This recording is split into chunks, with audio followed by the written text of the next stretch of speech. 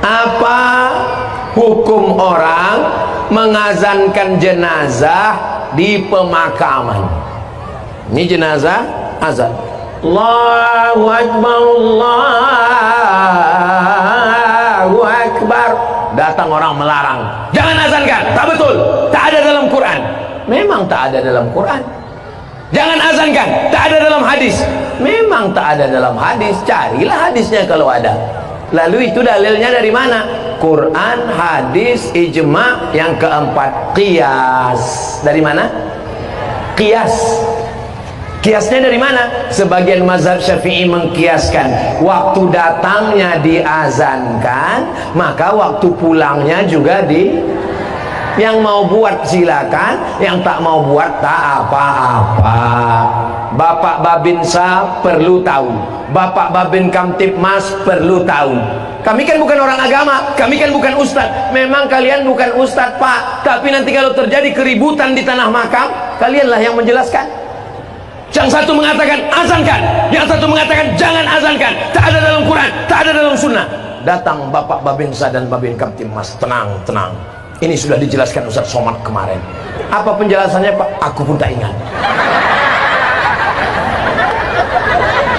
Dalam Quran tak ada, dalam hadis tak ada, dalam ijma' tak ada, tapi ada dalam qiyas.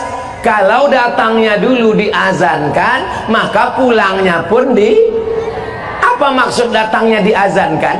Waktu anak ibu ini dulu datang lahir, bapak tuh azan apa tak azan? Anak saya lahir, saya mengazankan. Allahu Akbar, Allahu Akbar. Jangan kuat begitu, terkejutlah dia. Azan untuk anak lahir dengan azan untuk sholat bunyinya lain. Kalau untuk anak baru lahir, Allahu Akbar, Allahu Akbar. Ini sekarang banyak masjid ini terbalik. Azan yang mestinya manggil orang dibuatnya azan bayi. Allah. Maka yang datang pun bayi-bayi aja lah. Habis azan baru dia heran, kenapa bayi-bayi yang datang nih? Karena kau buat tadi azan bayi. Coba kalau azan untuk bapaknya. Ustadz yang azan, tak ada orang datang. Ustadz Somad yang azan, tak ada orang datang. Tapi satu hari lain bunyi azannya. Hayya 'alas shalah. Datang semua. Rupanya yang azan Kapolda. Kapolres datang, Kapolsek datang, Babinsa datang, Babin Kamtipmas. Semuanya menjawab, hayya 'alas shalah. Siap.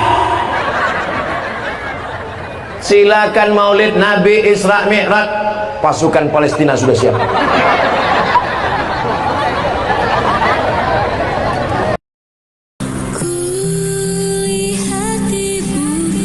Di negara tercinta yang mayoritasnya Islam, kenapa harus mengikuti aturan-aturan yang bertentangan dengan Islam? Coba bayangkan semuanya. Jika negara kesatuan Republik ini minoritas, apa yang akan terjadi? Apakah memakai jilbab itu norak ataupun kampungan? Ingat saudaraku, memakai jilbab itu bukan untuk perempuan yang pandai agama saja. Memakai hijab itu bukan untuk perempuan yang pandai agama, tidak. Tetapi memakai hijab adalah perintah daripada Allah Subhanahu wa ta'ala. Allah mengatakan, ya ayuhan nabi, wahai para nabi, kulli azwajika, katakanlah kepada istri-istrimu, wa banaika, dan juga kepada anak-anak perempuanmu, wa nisa'il mu'minin, dan juga kepada perempuan-perempuan mukmin, yudnina alaihinna min jalabibihinna, hendaklah mereka mengulurkan jilbab mereka kepada seluruh tubuh mereka. Dan mohon kepada bapak-bapak yang saat ini duduk di pemerintahan agar mengurus persoalan ini sampai selesai sebelum 17 Agustus tiba. Ingat, Man la yuhimmuhu masiruddin, barang siapa yang tidak peduli terhadap nasib agama, fahuwa ladinu lahu, berarti dia tidak mempunyai agama.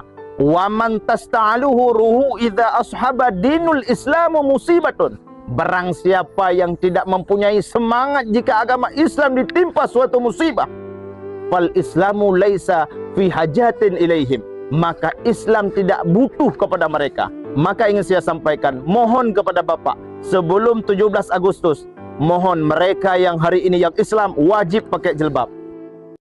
Ustadz, anak-anak Paskibra Putri disuruh buka jilbab ketika tampil. Bagaimana itu ya? Nah, kacau nih. Ayo belajar bareng. Teman-teman, sebagaimana firman Allah pada surah Al-Ahzab ayat 59 bahwasanya menutup aurat itu wajib, bahkan konsekuensi dari memperlihatkan rambut bagi wanita adalah dosa di setiap helainya. Juga bisa jadi dosa jariah jika auratnya disebarluaskan. Maka adik-adikku, khususnya Paskibra Putri dimanapun berada, lebih baik berhenti jadi Paskibra daripada harus menantang syariat Allah. Memang bikin heran, alat kontrasepsi dilegalkan, jilbab dipermasalahkan. Kacau sekali. Chef dan syariat agar mereka sadar. Barakallahu fikum.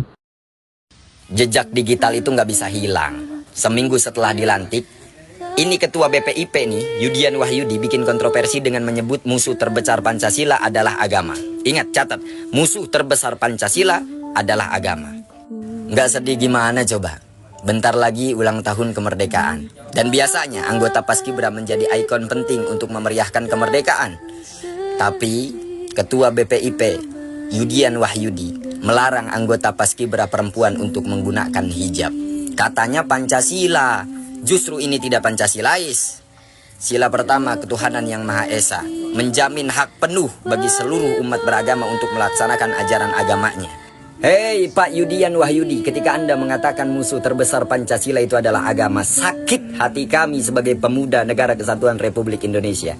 Mungkin Anda lupa dengan surat wasiat yang diberikan Bung Hatta kepada Guntur Soekarno Putra pada tanggal 16 Juni 1978 di BPUPKI pada saat itu, membentuk 9 tim untuk merumuskan kembali Pancasila. Tim yang hadir diantaranya banyak, Pak. Ada Bung Karno hadir, Bung Hatta hadir, Kiai Haji Agus Salim hadir, Muhammad Yamin hadir. Banyak tokoh-tokoh Indonesia yang hadir untuk merumuskan Pancasila sehingga mendapat kesimpulan sila kelima ditaruh ke pertama, ketuhanan yang Maha Esa. Negara kita menjamin umat beragama, Pak. Anda mengatakan ini seolah-olah Anda Pancasila, padahal Anda tidak Pancasilais. Nauzubillahi min dzalik. Dan Anda lupa ketika Soekarno meminta ajudannya datang kepada Hadratus Syekh Kiai Haji Hasyim Asy'ari, mempertanyakan, "Syekh, Kiai, apakah membela tanah air bagian daripada jihad?" Kemudian Kiai Haji Hasyim Asy'ari melakukan rapat dan mengeluarkan fatwa hubul waton minal iman. Itu fatwa daripada Hadratus Syekh Kiai Haji Hasyim Asy'ari. Mencintai tanah air sebagian daripada iman. Bapak lupa pada tanggal 22 Oktober itu adalah resolusi jihad yang di dalamnya banyak umat beragama ikut menumpahkan darahnya untuk kemerdekaan Republik Indonesia. Bismillahi majraha, Bismillahi majreha, La ta'manna, La ta'manna,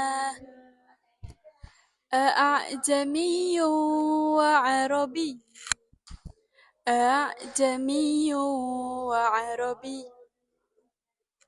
ائتوني بكتاب ائتوني بكتاب وقيل من راق وقيل من راق.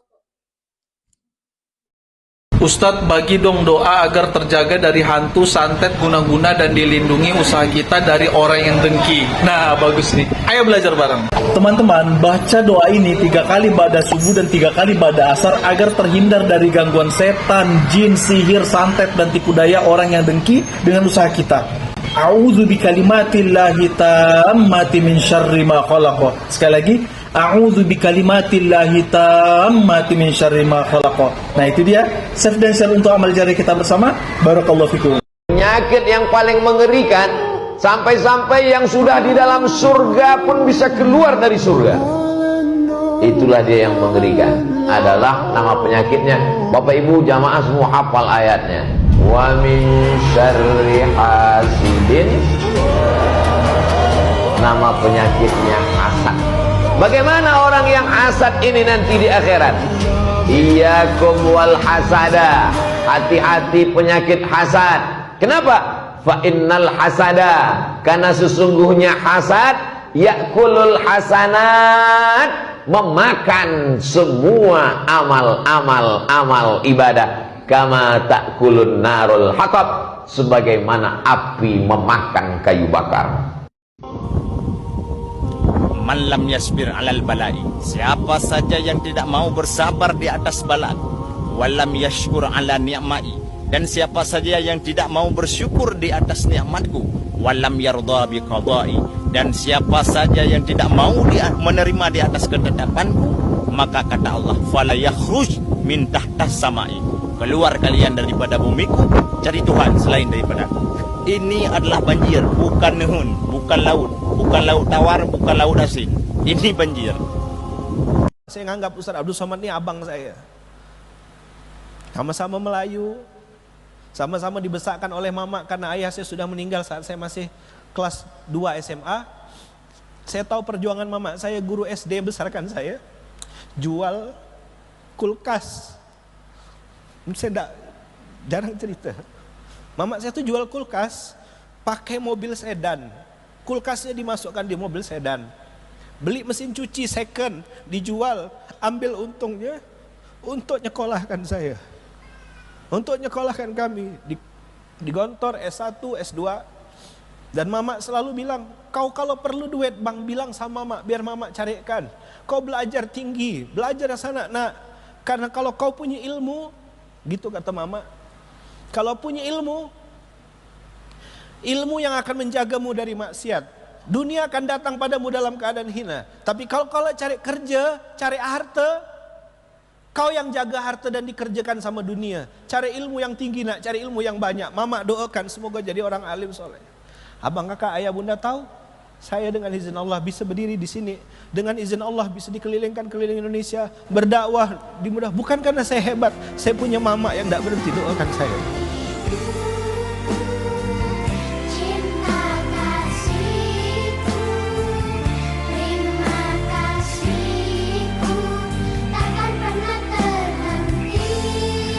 In abghadal kalama ilallah, kalimat yang paling dibenci oleh Allah Subhanahu wa taala, an yaqulu rajulan lirajuli, seseorang yang menasihati temannya, ittaqullah, bertakwalah kepada Allah Subhanahu wa taala, fayaqulu alaika binafsika, maka orang itu mengatakan, urus saja dirimu sendiri, urus saja dosamu sendiri. Jangan bangga dengan ilmu yang banyak, Azazil ilmunya banyak. Jangan bangga dengan amal yang banyak, Azazil pun amalnya banyak. Jangan bangga walaupun kau sudah sejajar dengan malaikat. Ingat, kalau ada dalam hatimu hasad, tidak senang melihat orang lain dapat nikmat. Nikmat siapa? Adam dapat nikmat. Dari hasad muncul takbur, sombong. Aku lebih hebat, aku lebih senior, aku lebih tua, aku lebih mulia. Kenapa dia anak kemarin sore? Apa beda kita dengan iblis? Rendahkan hati kita serendah-rendahnya sampai tidak ada celah bagi iblis untuk masuk. Syarat bahagia kata Nabi 3. Yang pertama, qalban syakira, hati yang bersyukur. Setelah hati bersyukur, yang kedua lisanan dzakira, lisan yang berzikir. Setelah lisan berzikir, yang ketiga zaujatan salihah, istri pendamping yang solihah. Sehebat dan semulia apapun keturunanmu, tidak akan menjelaskan kehebatan dan kemuliaanmu. Sebagus apapun pakaianmu dan sealim apapun pakaianmu, tidak akan menjelaskan tentang akhlak dan kemampuanmu. Inna akramakum indallah atqakum, sesungguhnya yang paling mulia di antara kamu, kata Allah, di sisinya adalah orang yang paling bertakwa. Barakallah. Saya sejak kawan saya meninggal, sama-sama di Madrasah Aliyah Air Molek, sama-sama kuliah di IAIN, dekat akrab luar biasa. Meninggal dia jam 12 malam, saya sampai ke kuburannya karena jauh dari Pekanbaru. Sejak itu saya tak terlalu mau dekat dengan orang, karena kalau terlalu dekat, terlalu akrab, nanti kalau dia mati sedihnya berbulan-bulan, bertahun-tahun. Jadi kalau dekat, ya dekat begitu, say hello aja lah. Tapi rupanya tak bisa. Orang kalau sudah baik dia, walaupun kita jarang jumpa, tertawan hati kita dalam kebaikan. Orang baik itu sampai hati kita terkenang terus. Khairun nas, orang paling baik, anfa'uhum linnas, orang yang paling bermanfaat buat orang lain. Yang dia cari itu adalah ridha Allah. Yang dia cari itu ridha Allah. Makanya ulama-ulama tasawuf itu sebelum berzikir, Ilahi anta maksudi, yang kami maksud ini engkau, wa ridhaka matlubi, ridhamu yang kami cari.